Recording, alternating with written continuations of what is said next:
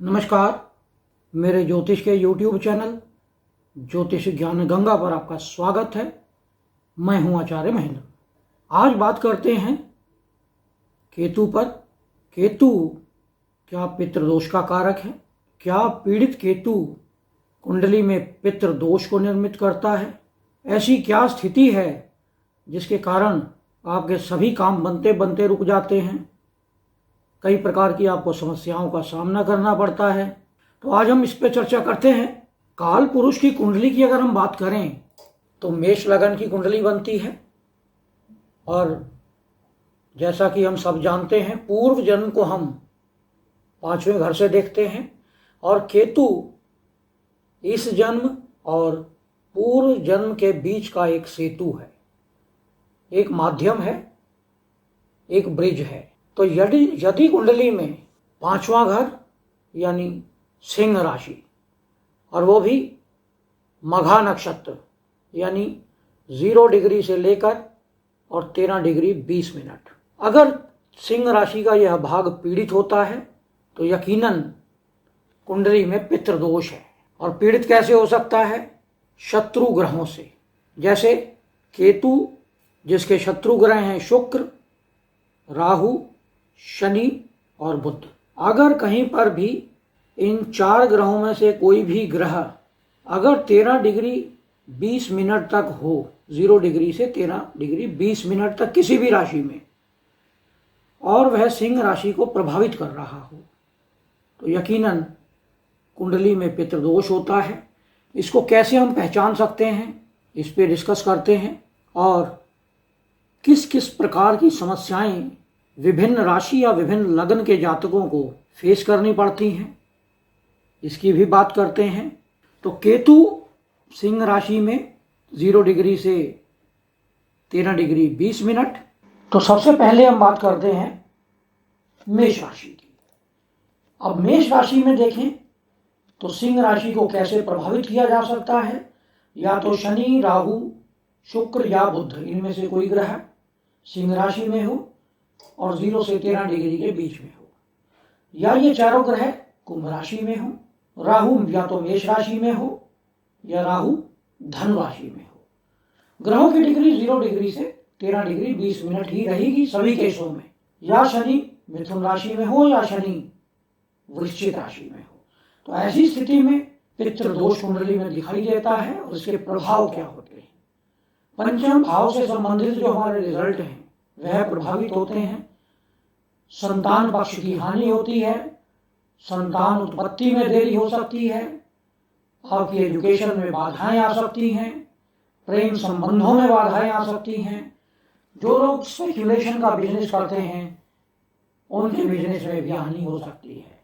तो अगर यह संकेत आपको मिलते हैं तो मान लीजिए कि आपकी कुंडली में पितृदोष है। अंत में हम आपको कुछ उपाय भी बताएंगे कि पितृदोष से कैसे मुक्त हुआ जा सकता है। पंचम भाव से संबंधित हमारे शरीर के भाग भी पीड़ित होते हैं, यानी नाभि और फेफड़ों के बीच का जो भाग है उसमें कोई ना कोई समस्या आ सकती है। तो इसका आप विशेष ध्यान रखें। अगर ये समस्याएं आपको आ रही हैं तो यकीनन आपको पितृदोष के उपाय कर लेने चाहिए। वृषभ राशि के लिए सिंह राशि चतुर्थ भाव में पड़ती है। ग्रहों की स्थिति वही लिखी हुई है, आप समझ सकते हैं। बार बार मैं रिपीट नहीं करूंगा क्योंकि वीडियो बहुत लंबी हो जाएगी, और सभी ग्रहों की जो डिग्री है वो 0 से 13 डिग्री 20 मिनट चलेगी। तो यदि वृषभ लगन है और आपको मकान बनाने में समस्याएं आ रही हैं, सुख साधनों में बाधाएं आ रही हैं, वाहन का बार बार एक्सीडेंट हो जाता है, माँ से दूरी बनी हुई है, घर में रुकने का मन नहीं करता है, छाती से संबंधित कुछ रोग हैं, तो समझ लीजिए कि आपको पितृदोष है। इसका उपाय करें। मिथुन राशि की अगर हम बात करें तो यह सिंह राशि तीसरे घर में पड़ती है, और तीसरे घर से संबंधित आपके कंधों में दर्द रह सकती है, हाथों में दिक्कत हो सकती है, सांस की नली में दिक्कत हो सकती है। आप मेहनत करने से अपना जी चुराते हैं, मेहनत करने का आपका मन नहीं करता, आप थोड़े आलसी प्रभाव आलसी स्वभाव के हो जाते हैं। आपको कानों से संबंधित या कोई स्किन से संबंधित एलर्जी हो सकती है। और ये सभी समस्याएं हैं आपके साथ और आपके मिथुन लग्न या मिथुन राशि है, तो आपको पितृदोष का उपाय कर लेना चाहिए। कर्क लग्न या कर्क राशि, इसके लिए सिंह राशि द्वितीय भाव में पड़ती है। मघा नक्षत्र द्वितीय भाव में पड़ेगा और ग्रहों की स्थिति आपको दिखाई दे रही है। राहु मेष में, शनि राहु शुक्र और बुध अष्टम भाव में, राहु धनु राशि में छठे घर में, शनि पंचम भाव में, या शनि 12वें भाव में मिथुन राशि में। ऐसी स्थिति में आपको धन इकट्ठा करने में समस्याएं आती हैं।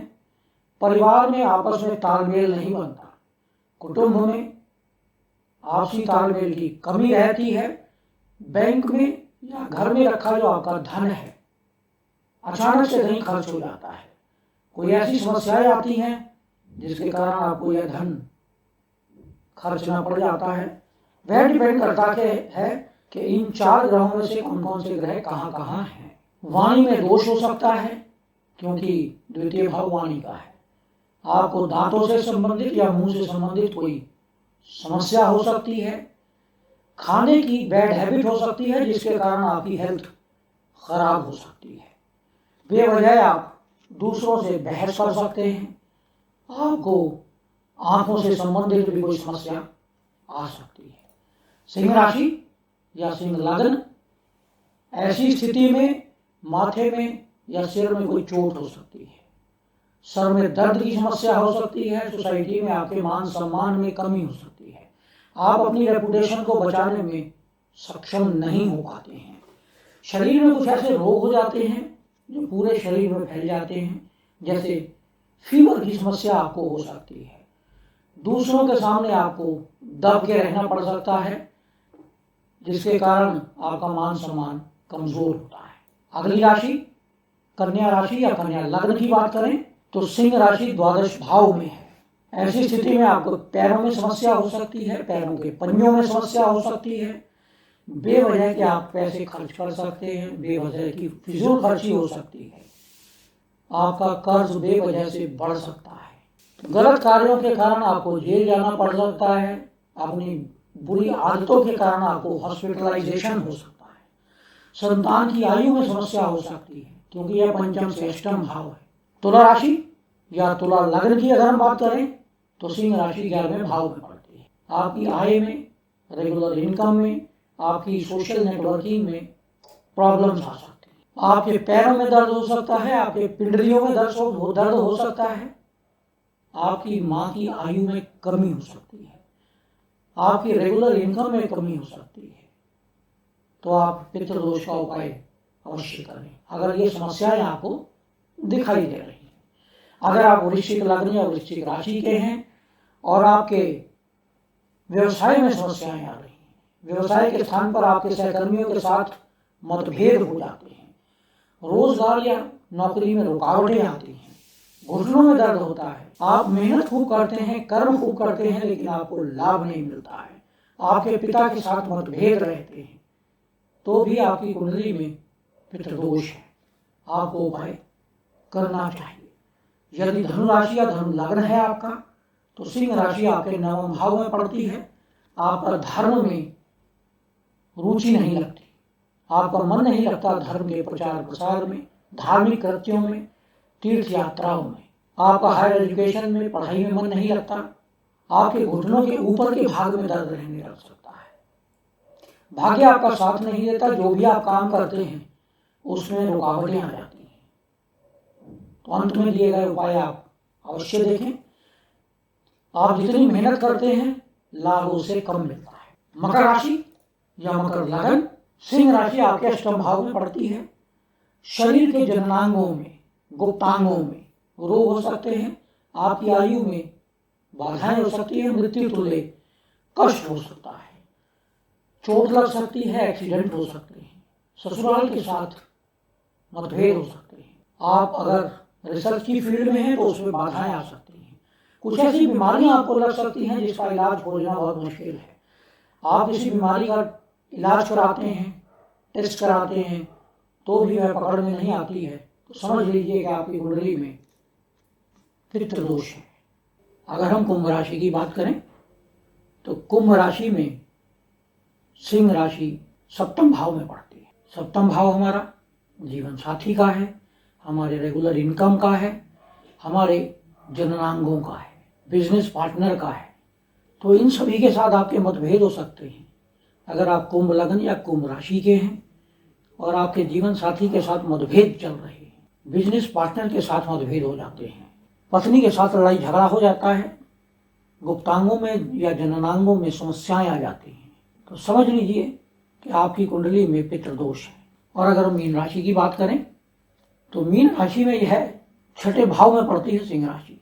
और यदि राहु, शनि, शुक्र या बुध 13 डिग्री 20 मिनट से सिंह राशि को प्रभावित कर रहे हैं या दृष्टि डाल रहे हैं, तो ऐसी स्थिति में आपकी कुंडली में पितृ दोष निश्चित है। छठे भाव से संबंधित जो शुभ फल हैं वह कम हो जाते हैं, शत्रुओं में वृद्धि होती है, ऋण बढ़ता है, ऋण चुकाने में समस्याएं आती हैं, नाभि के नीचे के भाग में समस्याएं आती हैं, बीमारियां लग सकती हैं, किडनी में, इंटेस्टाइन में डाइजेशन की प्रॉब्लम हो सकती है। तो अगर आपको इस प्रकार की समस्याओं का सामना करना पड़ता है तो यकीनन पितृदोष है। तो पितृदोष का उपाय क्या करें? पितृदोष के उपाय के लिए आपको चाहिए कि प्रत्येक अमावस्या के दिन अपने पितरों के नाम पर कुछ दान अवश्य करें। अगर हो सके तो एक बरगद का पेड़ लगाएं, बड़ का पेड़ लगाएं और उसकी सेवा करें, उसे बढ़ने दें। यदि आपकी कुंडली में पितृ दोष है तो बार बार आपका बरगद का पेड़ सूख जाएगा, उसे बढ़ने में समस्याएं आएंगी, आपको उसकी सेवा करनी होगी। और जब जैसे जैसे आपका पेड़ या पौधा बढ़ने लगेगा, आपके पितृ दोष की समस्या कम होने लगेगी। प्रत्येक श्राद्ध पर अपने पितरों को तर्पण दें, पितरों की आराधना करें, उनकी सेवा करें, उनको जल अर्पित करें प्रत्येक अमावस्या के दिन, जिससे पितृ प्रसन्न हो। अपने बड़े बुजुर्गों की सेवा करें जिससे आपके पितृ प्रसन्न रहें। तो यह था विश्लेषण। पितृ दोष के कारण कुंडली में आने वाली समस्याएं, आपके जीवन में किस प्रकार की बाधाएं लेकर आता है पितृ दोष। यह विश्लेषण आपको कैसा लगा इस पर कमेंट करें। यदि आपने हमारे चैनल को सब्सक्राइब नहीं किया है तो इसे सब्सक्राइब करें, नोटिफिकेशन बेल को अवश्य दबाएं जिससे आने वाले सभी वीडियो आपको मिलते रहें। नमस्कार।